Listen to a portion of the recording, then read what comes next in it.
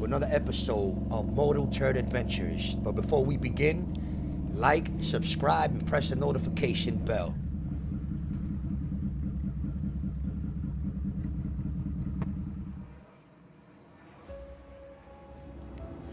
Always remember that unless you want to be seen, you will always travel with black, dark, or camouflage colored equipment. All of the oranges, the reds, the yellows, you can save that for when you're going through a more dangerous expedition and you might want to lend out that sort of visibility to people in case you're in trouble. But when you're stealth mode, you need these dark colors, you need to be low, you need to be on low key, and you need to be ready to boogie at all times. And when you're on stealth mode, sometimes you don't want to have a whole bunch of stuff laying around in case you got to pack up and flee quickly. You can do so. So you always want to keep everything tight, together, and ready to go in case of emergency. Stealth moto camping is about the easiest camping you can do. It requires very little. In fact, I think the hardest thing about this whole ordeal is understanding nature. For example, in this location that I picked out was specifically picked out because of its shade.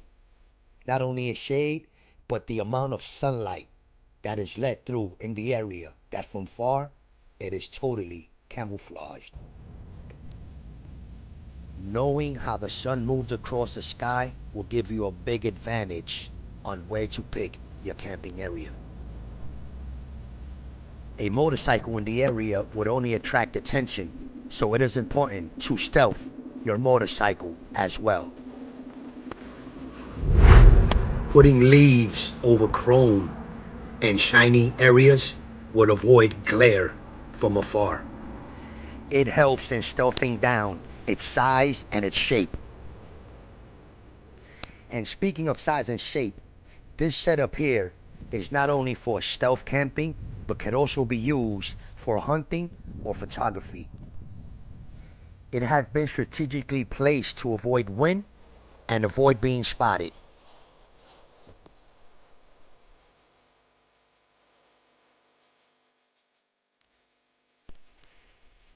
A quick modification ensures that the twig does not puncture a hole into the rainfly. It is also the quickest and easiest method when you have no trees around.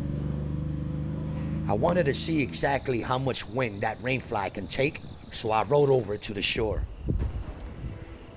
This shore is just off the Long Island Sound, and it is windy AF. It is extremely hard to find locations like this in the Bronx, but nevertheless, I found one.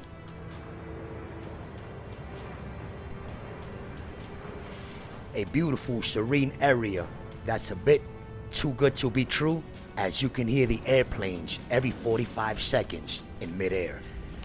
The rainfly have been pitched to kiss the slope and to complement the wind. I can't believe I did this rookie mistake.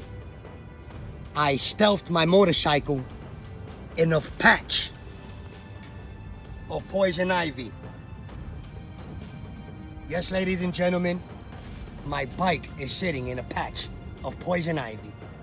Poison ivy is called an invasive species, and that is because it engulfs every other signs of plant life and vegetation, just wraps around it, completely invading it from the source.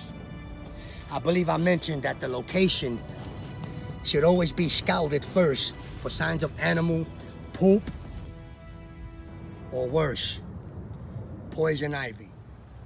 When you're on stealth mode, it's not about how you put it up, it's about where you put it up.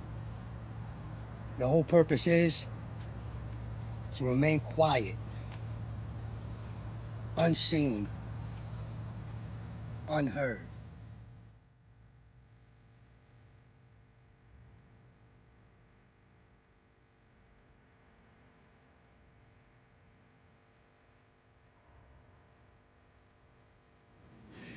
Right now, I'm doing this for no reason other than demonstrational purposes only. But boy, Would I sure like to go fishing right about now.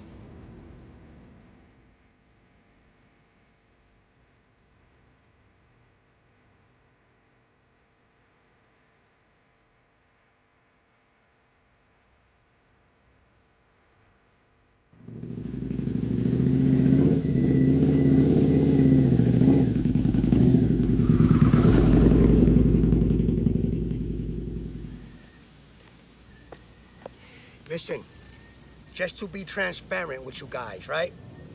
I left out of here earlier and had to come back because I forgot a strap to my hammock.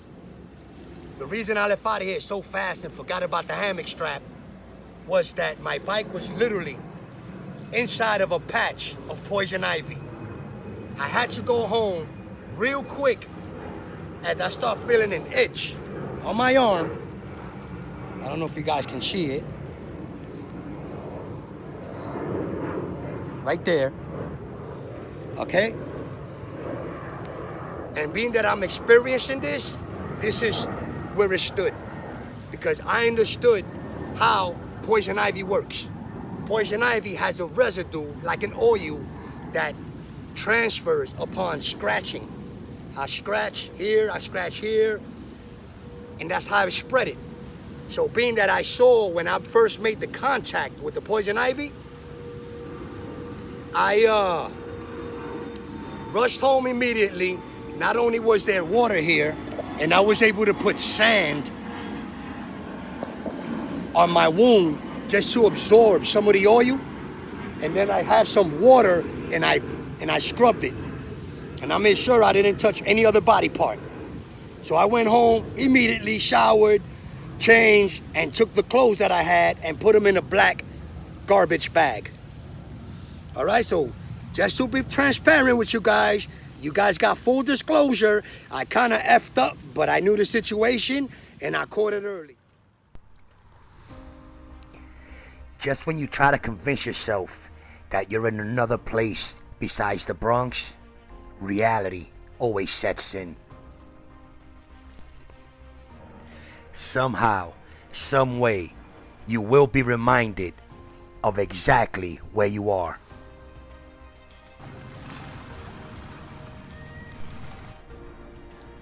Speaking of which, I think it's rush hour. I'm out. Peace.